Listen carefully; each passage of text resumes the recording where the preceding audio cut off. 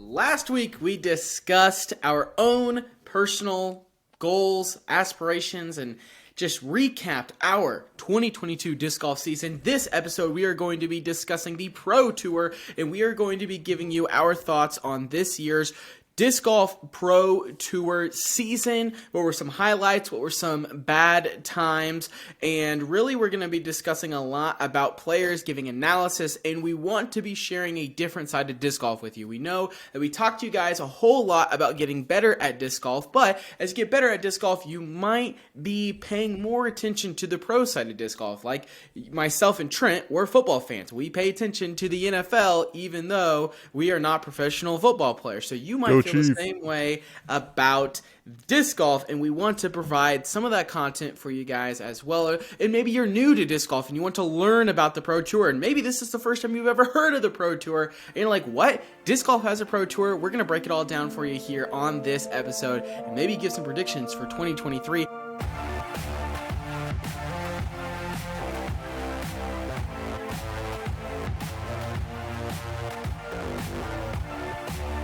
Let's bring in my outstanding co-host, joining me with the collar gang right now. Trent, how are we doing, man? I'm doing pretty good, man. Can't complain. Today was all right, and ready to talk a little disc golf. So, how about yourself? I wish we were sponsored by Under Armour, because we were both rocking the Under Armour Polo gang right now. And that just makes me feel professional, right? Last week, we weren't in polos. Now we're in polos. We're ready to talk about the Pro Tour. And I'll just give some high-level details. At least for me, I'm only going to be looking at statistics coming from UDisc Live. I think UDisc Live does a fantastic job of giving you the best information. They have world rankings on there. They give you positions based at tournaments, current point standings, all those kinds of things. So I think it's the best place to go. So that is where our information is going to be coming from. So Trent, I want to start this off with, what overarching were your top 3 takeaways from the 2022 Disc Golf Pro Tour season? Yeah, so I think my top 3 takeaways were, obviously we had an awesome offseason last year. Looking forward to seeing how all those big signings worked out. It was a great season for Ricky. I was kind of bummed. I'm a little bit of a Ricky fan. I wanted him to win Worlds, but that's okay. Ricky played great. I think not to get into, well, to talk a little bit about like new discs coming out. I think all 3 of the main brands did a fantastic job this season, dropping new stuff, coming out with different ideas. What are the 3 main brands? I'm going Innova, Discmania. For me, it's the Power 5. There's the Power 5. It's Discmania, Innova, Discraft, Trilogy, and Prodigy. Okay. I was going to go Trilogy. For some reason, to me, it was Trilogy, mainly because we're in Kansas probably. It's not number 1. No order really here, but Trilogy, Discraft, and Innova. Those are the top 3 to me. Yeah. I mean, Trilogy, you can argue. I mean, Latitude 64 is probably the biggest one there. Anyway, point being, there was a lot of good discs that came out this year overall. Good sponsored discs. I felt like they did a good job of releasing commemorative discs for people's wins, which was cool. I didn't really buy any except for my girl, Kristen Tatar's Grace. Yep. And then I think there was some really exciting winners throughout the season, and we can elaborate on that a little bit more. But yeah. If I had to go with 3 takeaways from the 2022 Disc Golf Pro Tour season, I would say that I agree. Winners on Sunday, sell on Monday. I think a lot of the companies did a fantastic job marketing wins on tour to discs on Monday or in the upcoming weeks. Commemorative discs sell. People buy Pro Tour Series discs. I think we have learned that, and I think they did a fantastic job, the companies that did take advantage of that, of getting those discs out there. I also think that the play is continuing to get better year in and year out. I don't believe we will see someone with greatness like Paul McBeth and Ricky Wysocki dominating the entirety of the sport for a decade again. win. I think the only person who has a chance to do that is Gannon Buhr, but I was reminded that Gannon Buhr only had one win last year. I believe he only won USDGC. He came close in Vegas in the playoff, but he didn't win anything else. So, yes, as fantastic as the season was, and we'll discuss it more in detail, I don't believe we are going to see somebody win 10 Pro Tour stops a year. You know what I'm saying? It's not going to be like, well, it's X person against the field. I don't think we're going to be seeing that anymore in this sport on the MPO side. The FPO side is still up for grabs. I believe there is a chance that a couple of players do that, and we'll talk about that as well. The third thing that I have to say is I think we learned a lot about how to be a Pro Tour. I think there's a lot of challenges that are coming up that is good for the Pro Tour, including scheduling, as well as qualifications to play on the Pro Tour. So I think there's been some great challenges to the Pro Tour that hopefully, inevitably, will only make it better. And hopefully there have been challenges to DGN that will make it better as well. But moving on, those are our top three kind of takeaways. Let's dive in a little bit deeper into the Pro Tour discussion. Where do you want to start, Trent? I think we start FPO and get into the juicy stuff with MPO. Okay, we starting with FPO, what do you want to just go? Do we want to start with Player of the Year and just get it out of the way? I think so. I think it's pretty clear cut, at least for you and me. Agreed. Yes, there is literally zero interpretation for debate here for FPO Player of the Year. I don't want to hear it because there is not a single argument you can make that Kristin Tattar is not the FPO Player of the Year in 2022. And if she does not win it, oh my goodness, will there be an outrage on the internet? And you might be like, oh, you guys are fanboys. And yes, I will admit, is she probably the player that we root for the most? Abso-freaking-lutely. But literally, she had the most winningest season, money-wise, an FPO player has ever had in the history of disc golf while missing many tournaments. She missed, it looks like, at least 6, OTB 9, Open, Portland, Preserve. 11? Idlewild. 11 events she missed. 12, 13 events. She missed 13 events and was the winningest player D-Glow. On season. Sorry. I mean, literally, you count up her wins. 1, 2, 3, 4, 5, 6, 7.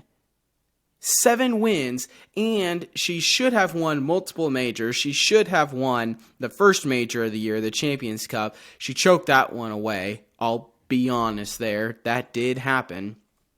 But looking at her season overall, her worst finish, guys and gals, literally her worst finish is 3rd place. You cannot say that about anyone else. Yeah, I mean, Paige worst was 21st, so, I mean. And like you said, she played most of the events where Tattar even missed the European Open, man. Come on. She was over there. I think her silver, True. Her man was sick or whatever, and then she was sick. Point being, yeah. She was even injured throughout the season. There is literally no debate. She won Worlds in convincing fashion. She won the Pro Tour Championship in convincing fashion. Agreed. I don't think there's anything to discuss there. Who's your most surprising FPO player this year?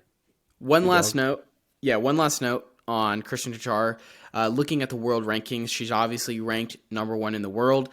She has a dominance index of 126/97, and you might be like, what is a dominance index? Dominance index is a way to directly compare two players. The probability that a player with dominance index D1 defeats a player with dominance index D2 in a head-to-head matchup is given by the following math equation, boys. This is a math podcast. Love math. P, parentheses, player 1 beats player 2, in parentheses, equals D1 over D1 plus D2. So, for example, Kristin Tattar beats Katrina Allen 126.97 divided by 126.97 plus 55.85 equals 69.4. 45. That is a nice score. Okay, she's beating Katrina Allen 69% of the time. That is very nice. And then looking down the list, I mean, if you're going to say, if you're thinking to yourself, well, it should be Paige Pierce. She's ranked 6th right now in the world. Did not have a good season. Bad season. But let's move on. You said, say it one more time. You said the biggest surprise this year. Yes. I've got 2 of them. My biggest surprise is how competitive On Scoggins was. Ooh, she finished 4th in points, and I don't believe, just combing through the finishes, I don't believe she won an event this year. So to finish 4th, not winning an event this year is pretty exciting. But like, you look at where she finished, her worst finishes this year were 18th at the very first tournament of the year. Okay, I can write that one off. And then she has a finish at 16th at the Preserve. Other than that, she's pretty solidly inside the top 7 every single week. I mean, that is just very, very consistent. Someone else that I would bring up would be Valerie Mondahondo. She won at Waco, and she had really good results as well. I mean, she 12th and a 13th place finish, as well as a 17th place finish, but she has 3 wins on the season, a 16th place finish. You know, she's finished outside the top 10 a little bit more than On Scoggins has. On had 984 points, where Valerie had 963. So Valerie getting some W's was absolutely fantastic. But I believe On Scoggins had a more consistent year, and less people were expecting it from her. So that's kind of why I say she's my biggest surprise. My second surprise is that I'm going to get some hate for this, but I'm going to say it anyways. Kona Panis was a failure this year. She had a horrendous year. She's overpaid for her performance on the field, and she didn't even make the cut at the Tour Championship. She was the first lady out of there. She finished 22nd this year. And you look, she does have a top 10 at Texas State. She finishes 4th at the Open at Tallahassee. That's a Silver Series event. Yeah. Exactly. And then you continue to look down the line. She has a 6th place finish at Masters Cup. Oh, was that a Silver Series event?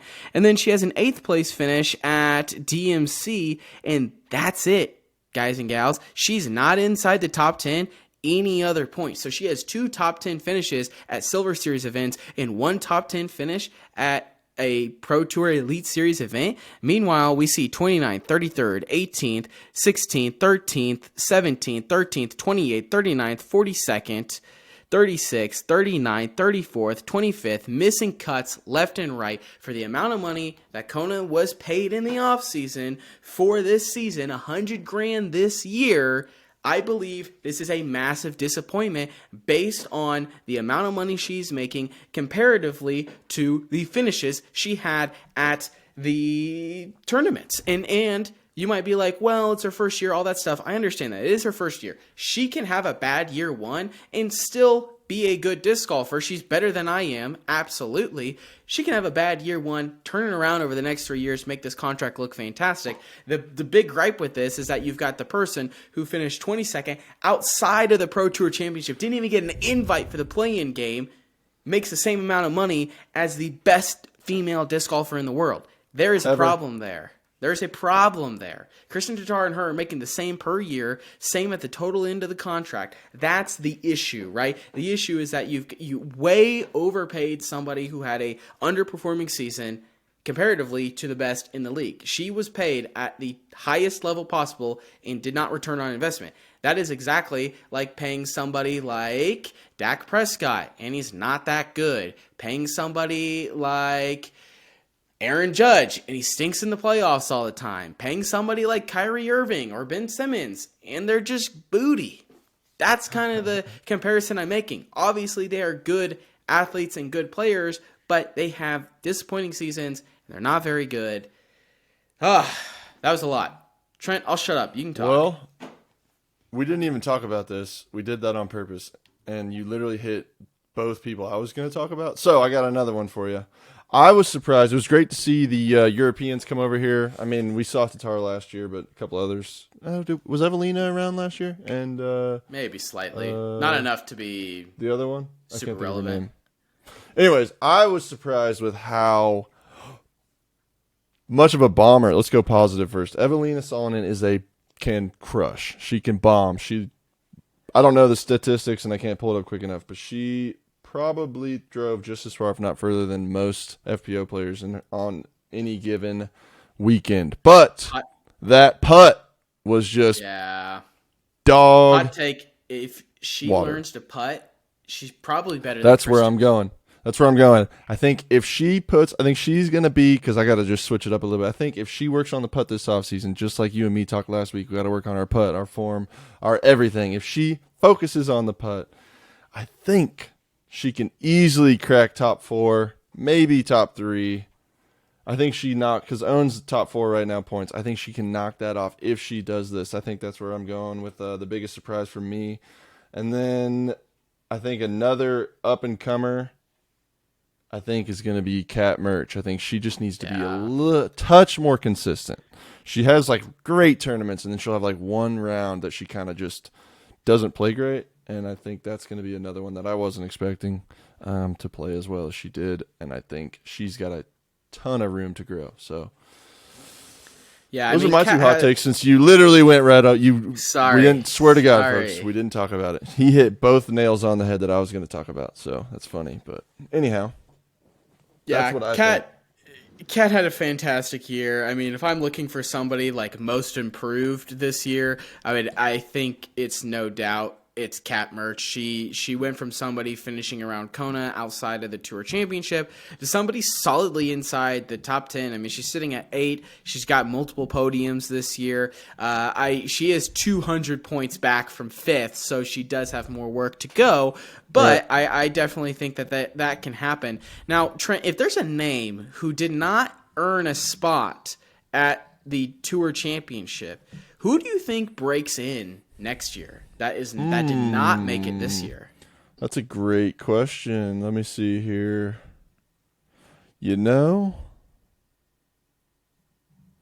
I am going to give a little love to one of our guests that we had recently. Nice. Because she is a young cat coming up the ranks, working her way in. I think Stacey Haas next year is going to make the Tour Championship. And she did win a tournament. She's a killer. She's good. And I think she's got a lot of room to grow. She's a youngster. And I think there's definitely, just like everybody, all of us have room to improve. I think she's going to figure it out in the offseason. I think she's going to play good and work her way up. She's currently 33rd in points right now, and I think she can get up there because they need to be top 21. Yeah, it looks like 21 is what you that was at least this year, so we'll see. But I think she can get up there and get close. She wouldn't surprise me if she made it to the Tour Championship next season. How about you? I'm gonna. So it says here that 15 through 19 qualify for the play-in, and then it looks like the U.S. Women's Disc Golf Championship, that next cutoff right there after Haley King, might be for the separate major. So I guess I'm going to consider top 20 and lower, like who gets into the top 20. Haley King, I think, is super obvious. She got a win this year. So.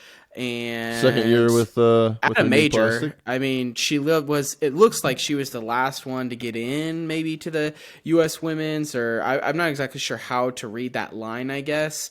But I mean, she won the one tournament she won this year. She won a major, so that's absolutely fantastic to see. Like you said, new plastic, and if you just look at the tournament she played, I mean, she maybe played in half of them. So I would expect her to be inside the top 10 next year. And going a little bit contrarian to what I said earlier, I think Kona cracks the top 20 next year. For as much flack as I just gave her, I think Agreed. She does break through next year, and I think she has a better year next year. If the opposite happens, or we see stagnation and not improvement, I think everything I said is multiplied by 10.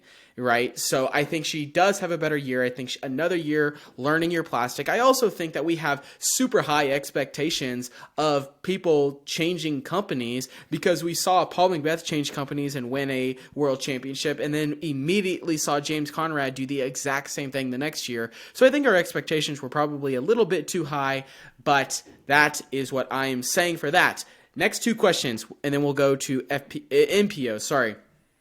The first one that I have for you is, what is your prediction for the World Championship?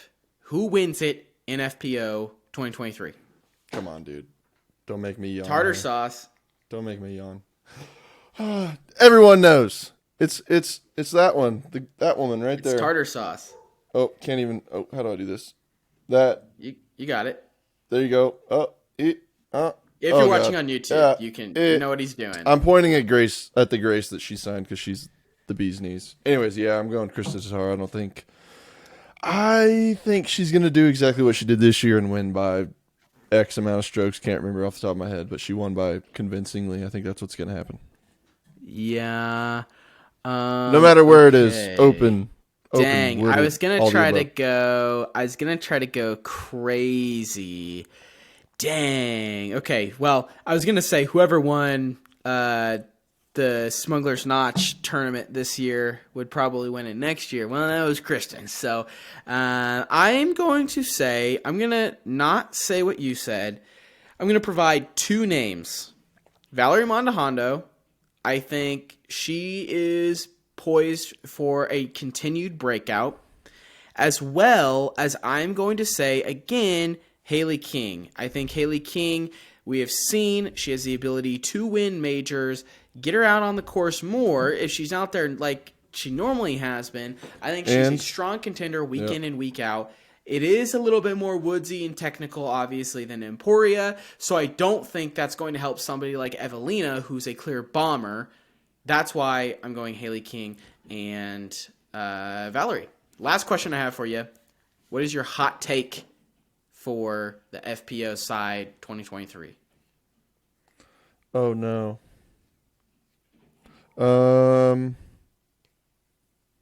Dang. Or bold prediction or something like that. I was going to say. Mine's negative also. Well, I'm going to be a bummer because I didn't really. I can go if you need some more time. Yeah. Hit yours and let me see if I can. Okay, my bold prediction for 2023 is that Paige Pierce finishes outside the top 10 in points next year. This is hot. This is spicy. I mean, a lot has to go right for her to go from 2 all the way down to 10. I mean, she would literally have to lose about 300-400 points. So that's a massive drop-off. Like I said, bold prediction, right? It's a bold prediction for a reason. But there is a world that happens. Let's say Evelina takes another step forward. Let's say Valerie takes another step forward. Let's say Kona, Haley King takes steps forward. Kat Merch takes a step forward. Let's say your girl Stacey Haas takes a step forward. Let's say Hannah Blimrose takes a step forward, right? Maria Oliva. All of these young players taking steps forward. Ooh, I could see Maria, yeah. Right? They take steps forward, and that could allow room for Paige to then fall down the ranks. What if she hits a dry spell? What if she isn't playing as well? What if she's focused on other things, right? Her podcast, other business adventures. There are things that could be distracting her that could be stopping her from finishing inside the top 10. That's my bold prediction. What's yours? Wow, that's interesting.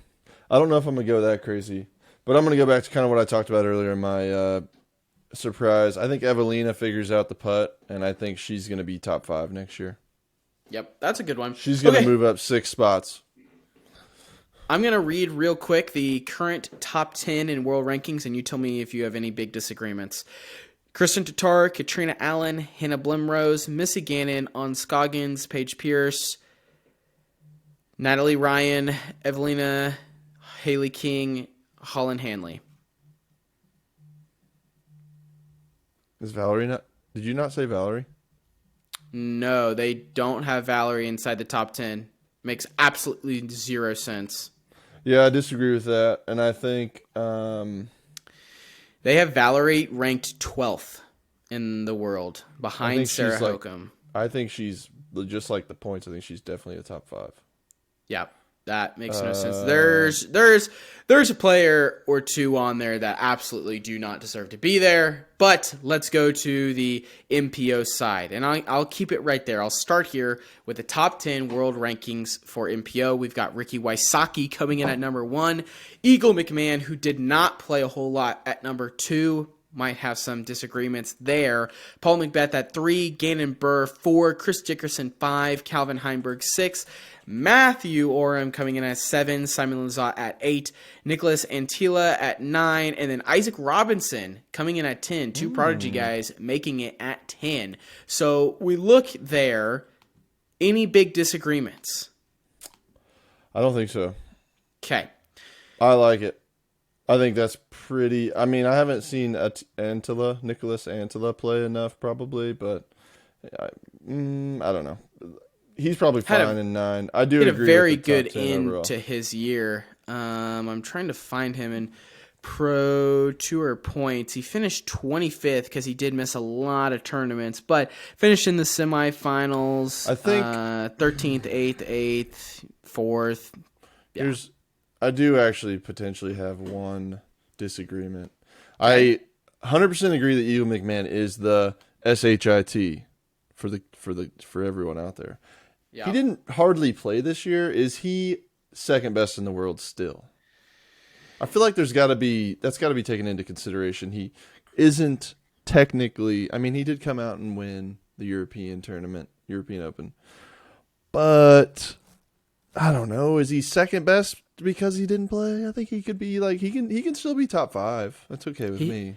He played in I don't 4 know if he's tournaments second best. this year. He finished 21st, 14th, 1st, and 38th. I think we all understand that if he is healthy, he is going to be a top 10. 5 player. But he was not healthy this year, which is why he did not play a lot. We saw the one time he was really healthy, he dominated, and the only person that was able to stick with him was Paul. I mean, I think that was the largest ever spread between first and second and then third. Well, so yeah. But, they absolutely dominated. But, I mean, you can say the same thing about Paul, right? They were just battling each other at that point. It became 3 rounds of match play between the two. Right. But I wanted to say I disagree, but I guess I disagree.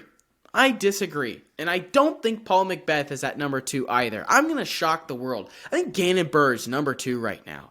This man had a fantastic season. We'll start here. Absolute, no doubt. Most improved player, Gannon Burr. I don't want to hear an argument for anybody else. Comes out, should have won LVC. Has 2 disappointing tournaments back-to-back. 7th, 4th, then 5th. 2 5ths in a row. He wins Masters Cup. That is a Silver Series event, but whatever. Another 4th, another 6th, another 4th, another 2nd, 3rd, 6th, 3rd. Wins the USDGC. So, for me, I feel like he had a fantastic season. He's only continuing to get better. I'm going to take health and age into this world ranking, and I'm going to put him ahead because he's healthy and he's younger than Eagle McMahon. We've seen him win when it matters most. I think he's only getting better. Yep. No argument there. Okay. But who is? Yeah, go ahead. My most. We did most. You went with most improved, right? Most improved. Yes. I think I'm gonna agree. God, I hate agreeing. Don't agree. Say Corey Ellis. He had a fantastic year. Also, Isaac Robinson. Both had fantastic years. I mean, I don't know. Okay. But Isaac, did he play very much last year? I don't think neither one of them played a whole lot last year. So those are like surprises. Or if they did, they were not as... Okay, yeah.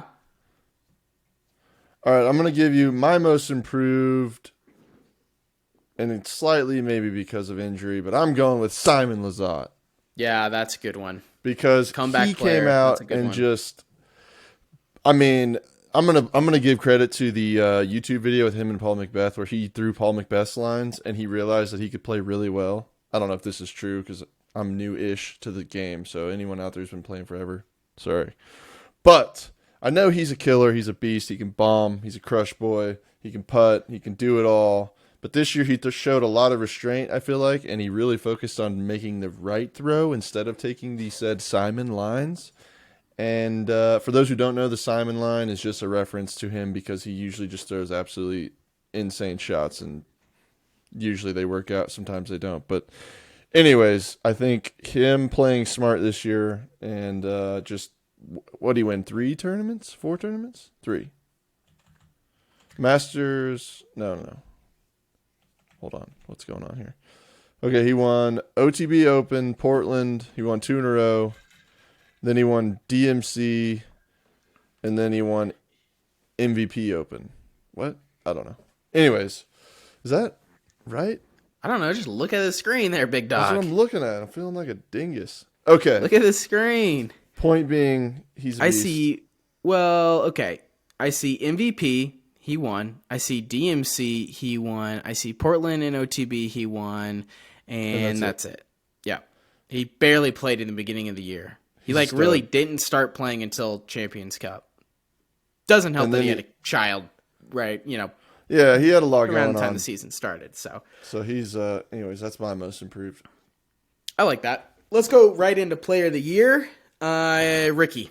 It's really hard for me to say somebody is the Player of the Year and them not being the one who won the points. On this podcast, we've talked many times about how if there was a Formula One point system, championship style like that. Kind of. Yes, kind of. And I want to bring up a point about that at the end. But, you look at Ricky, right? He's got multiple wins on the year. Texas State's DDO. He's also got Ledgestone under the belt, GMC under the belt. He won the Pro Tour Championship. Where you look at the guy in second, you look at Paul. Yeah, absolutely. He won the World Championship. That's fantastic. But he only won Waco. That was it. Those were the only 2 events he won. So for me, I can't really consider that somebody who's worthy of being Player of the Year. We also see Ricky's worst finish this year coming at 57th. We see Paul's worst finish this year coming at 51st. Both of those events, they did not cash. They're pretty good year in and year out, but I'm going to give the slight edge to Ricky Wysocki. He's my Player of the Year. I can understand arguments for Paul McBeth, but I'm going to hand it over to Rick. What about you, Trent? I know you want me to disagree, but I got to agree. Ricky, 5 wins overall. I think there's going to be the argument for Worlds, like you said, with Paul McBeth, but like we talked about in the podcast a while back, we talked about the F1 system and giving a point system and all that. I think Ricky overall played better and obviously won more, which you kind of have to take that into account. So, yeah, he's the Player of the Year for me. Okay, let's talk disappointment. Let's get sad. Ooh, yeah. And my disappointment, I've got 2 of them. I've got one that's legit and one that is maybe a little bit surprising. I'm going to throw a third one in there. Luke Humphreys started off so hot, 4th and 2nd, and he played so many events, and he was literally leading the points and finished at 41st. That's just sad. But my actual disappointment is I'm going to go with Adam Hammes is my biggest disappointment this season. I thought we were coming into an Adam Hammes breakout season. I was expecting absolutely massive things from Adam Hammes. He looked great in the offseason. And then he comes out and just a little disappointing to me. 77th at Waco, 50th place finish. We have an 88th place finish. We have a 33rd place finish. We have a 35th. 65th, 44th, 41st, 50th. out in the first round of the Pro Tour Championship. I just don't think that Adam Hammes had a good season for somebody who was a top 5 player last year, top 10 solid player last year, arguably top 5, won MVP last year. I just don't think we saw a lot of fight and competitiveness from Adam Hammes this season. And I believe that he still had a bad year and finished 17th. So that just shows you how good this guy actually is, and he's going to finish higher than this next year. I absolutely believe that. My other disappointment, my surprising one, is Chris Dickerson. Chris Dickerson won 2 events pretty early on. I guess they were both Silver Series, the Open at Belton and Music City, and then he has a second at Idlewild. But I just feel like over the back half of the season, he wasn't playing as much. He did win Champions Cup, so he did get a major, so that's great. So it's kind of hard to say he had a disappointing season, but I mean, for winning 3 times at the first, 6 events that they stopped at, and then taking what looks like a 5 tournament break, getting second at Idlewild, taking another 2 tournament break, playing D-Glow, missing a Silver Series. I'm all for missing Silver Series. And then just I feel like the finishes down the stretch, I was disappointed. I was like, Chris Dickerson is clearly a top 5 player in the world, and I think he's very dangerous, and I love Chris Dickerson, but I was like, God dang it, I feel like we should be challenging for wins more often. And I understand, it's disc golf. It's hard to win week in and week out. But I feel like Chris Dickerson has that in him, so that's why he's not my main disappointment. Just based off the start of the year, I was like, oh wow, Chris Dickerson might be a literal robot with Discraft. So that's my 2 cents. Yep. So my bummed out disappointment. Disappointment sounds so negative, but whatever. I was sad to see Drew Gibson start off so hot, aka get the dub, and then literally kind of hit the brakes and faceplant a little bit. I mean, he won LVC and then didn't play for 5-6 weeks, and then 10th, 30th, 26th, 15th. He had a very good first tournament, okay middle of the season, and then we get towards the end where he goes tied for 53rd. Oh, that's fine. 15th, 8th, 10th, 29th, 30th, 58th, and 38th. He really just kind of was either he was on or he was at the bottom of the lower tier of the lineup. So that is my that is one of my disappointing seasons. I thought Drew was going to come out. He's got a lot going on with new discs and new big deal with Infinite and all that, but I was sad to see him start off hot and then kind of struggle throughout the season. And then I think the other disappointing person for me was Sir James Conrad. Yeah. I mean, he won Worlds last year, which you can say is only one tournament, whatever, but I mean, he still got 12th, but I was hoping for, I don't think he won anything. I was hoping for at least a couple wins this year. At least one. I think the only tournament he's won since going to MVP was Worlds. And I was sad with his performance. I know Emporia can be tough, and maybe not his total style of golf, but I was sad with his title defense at Worlds too. He got 38th. So that was another one that was kind of bummed me out. But he did get 12th, so we're great season overall. Still love both of these athletes, both of these players. But I think something that's important to note in this entire episode, it's not like we're saying these are bad people or horrible players. It's sometimes you have to have a little challenge in your life, not so much groupthink, and you have to discuss the negatives, which I honestly don't think happens enough in disc golf. I mean, you look at every other sport, there's always folk discussing and challenging results, and I feel like you don't get that a whole lot in disc golf. And disc golf's a great community and all that, but I don't think it's necessarily a bad thing either. If you had to pick, just on that point, if you had to, your most improved was Gannon Burr. What is one thing you think he could work on this offseason to become better? Time management. There you go. Putting, driving, all the above. His time management's horrible. The rule is you have 30 seconds to play. Play within 30 seconds. I'm sorry. If that's what the rule is, and we're all going to get mad at Nico Lacastro for not following by the rule, we need to come with that same smoke against Gannon Burr. And that's facts. Because it's not right of us as fans of disc golfers and us as content creators to put all this hate, negativity, and smoke on Nico Lacastro and then somebody's doing the exact same thing, and we bat our eyes to it. We need to bring that same smoke over there. The rule is you have 30 seconds when you get up to your line. So clock's ticking. Call violations. If it's the rule for everybody, it should be the rule for him as well. So that's all I have to say on that. We're running out of time. 2 more points real quick. What is your 2023 Worlds prediction? Let's start there. Who wins it? Does Paul get 7? Does Ricky get 3? Where are they? I'm gonna be a terrible fan. It's in Vermont. Woods? Woods. It was the rain tournament. Ooh. It was which tournament? I believe it was. If you're looking at the list, I believe it was the BCD. Oh man.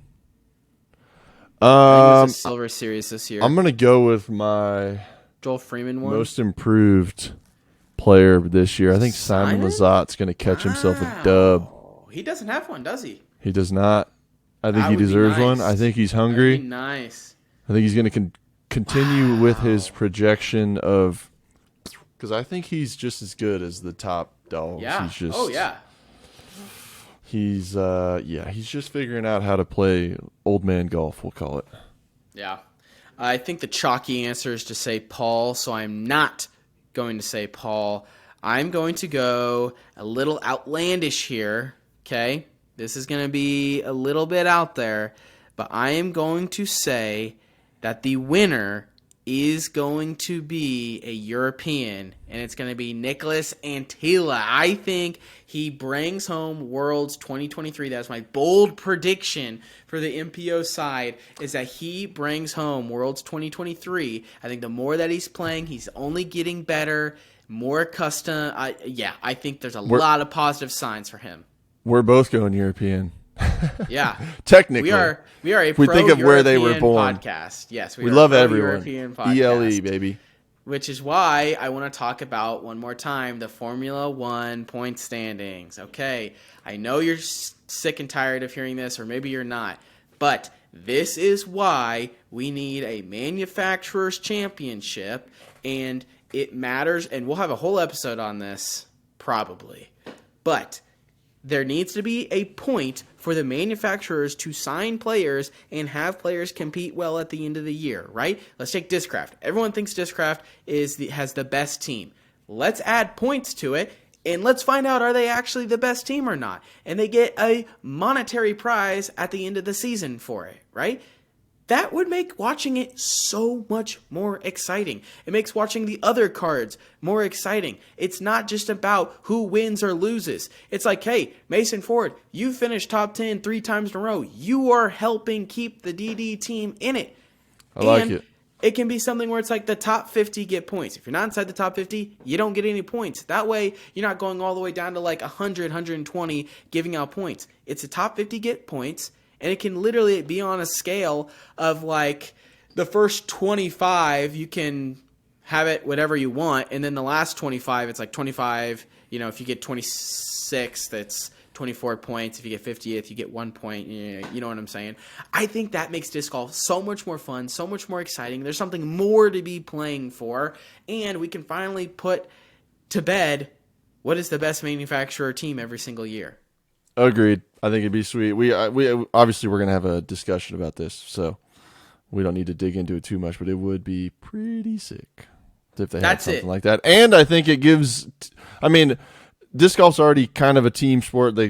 All the players are root for each other, but I think it gives you another level to that. So I don't know. It'd be cool. I don't know if they'll do it, but it'd be sweet. That's it. End of episode. Cut the lights. Turn off the mics. Let us know what your thoughts. Work. Let us know what your thoughts. We want to hear your thoughts on these things, guys. Make sure you comment down below. Instagram message us. Tag us in whatever you want. You can tell me my takes are straight garbage. I want to hear from you guys. We want to know in the YouTube comments below, what are your thoughts? Even if you're an Apple Podcast or Spotify listener, head over to YouTube, drop some comments in there, what your thoughts were, and let's have an ongoing discussion about this, because we always want to have a discussion on any topic in disc golf. We don't want to be close cornered. We don't want to have groupthink, and we would love to hear your guys' opinions. Give it to us. Good, bad, ugly. We want to hear it all. Tell us we're idiots if you want. And we love you for staying this long, by the way. That's true. You guys are truly the kings and queens of disc golf. Let's get out of here. Bye.